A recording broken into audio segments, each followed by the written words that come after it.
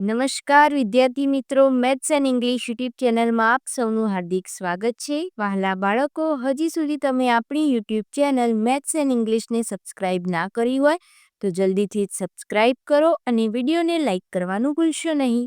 વિદ્યાર્થી મિત્રો, આજે આપણે ધોરણ 7 વિજ્ઞાન વિષયમાં પ્રયોગ નંબર 4નો અભ્યાસ કરીશું. હેતુ: પ્રવાહી પદાર્થોમાં ઉષ્માનું પ્રસરણ ઉષ્માનયનની રીતે થાય છે તે દર્શાવવું. સાધનો: ચંબુ, તારની જાળી, બન્સન બર્નર, ત્રિપાઈ સ્ટેન્ડ. પદાર્થો: પાણી, પોટેશિયમ પરમેંગેનેટના કણ. વિદ્યાર્થી મિત્રો, અહીં તમારે આ પ્રમાણે નામ નિર્દેશવાળી આકૃતિ દોરવાની રહેશે. પદ્ધતિ: ગોળાકાર તળિયાવાળો કાચનો ચંબુ લો. તેમાં 2/3 ભાગ સુધી પાણી ભરો. ચંબુને ત્રિપાઈ અને તારની જાળી પર મૂકી આકૃતિમાં દર્શાવ્યા મુજબ સાધનો ગોઠવો. ચંબુનું પાણી સ્થિર થાય ત્યાં સુધી રાહ જુઓ. હવે સ્ટ્રોની મદદથી પોટેશિયમ પરમેંગેનેટના નાના સ્ફટિકો હળવેથી પાણીમાં નાખો, જેથી તે ચંબુના તળિયે બેસી જાય. કાચના ચંબુને ગરમ કરો. પાણી ગરમ થાય ત્યારે ચંબુમાં જાંબલી રંગના કણો સહિત પાણીનું પ્રસરણ કેવી રીતે થાય છે તે જુઓ. અવલોકન: ચંબુના તળિયાના ભાગે પાણી ગરમ થાય છે ત્યારે તે ગરમ પાણીના જાંબલી રંગના કણો ઉપર તરફ સ્થળાંતર કરવા લાગે છે. તેની જગ્યા લેવા ઉપરનું તથા આજુબાજુનું ઠંડુ પાણી નીચે તરફ આવે છે. આ પાણી પણ ગરમ થતાં તે ઉપર તરફ ગતિ કરવા લાગે છે. તેની જગ્યા લેવા ઠંડુ પાણી તળિયા તરફ આવે છે. પાણીના ઉપર નીચે જતા પ્રવાહો જાંબલી રંગને લીધે સ્પષ્ટ જોઈ શકાય છે. થોડી વાર પછી બધું પાણી જાંબલી રંગનું બને છે. નિર્ણય: પાણી ઉષ્માનયનની રીતથી ગરમ થાય છે. જ્ઞાન ચકાસણી.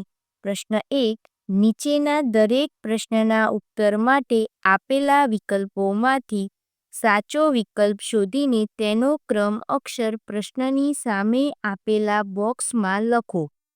1. થર્મોમીટરમાં કયું પ્રવાહી વપરાય છે? A. પાણી, B. Spirit, C.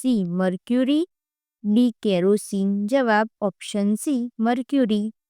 2. Laboratory thermometer પર તાપમાન દર્શાવતા આંક ક્યાંથી ક્યાં સુધીના હોય છે?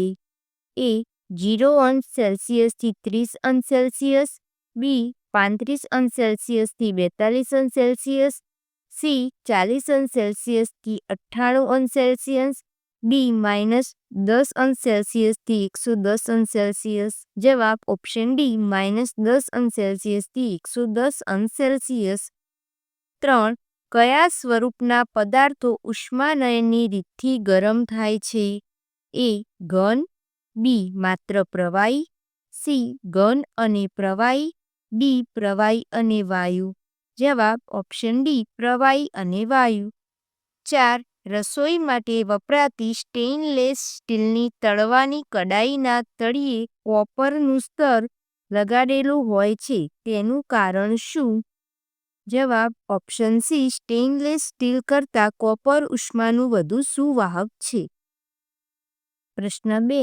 નીચેના પ્રશ્નોના માત્ર ઉત્તર લખો. 1. તાપમાનનો એકમ જણાવો. અંશ સેલ્સિયસ. 2.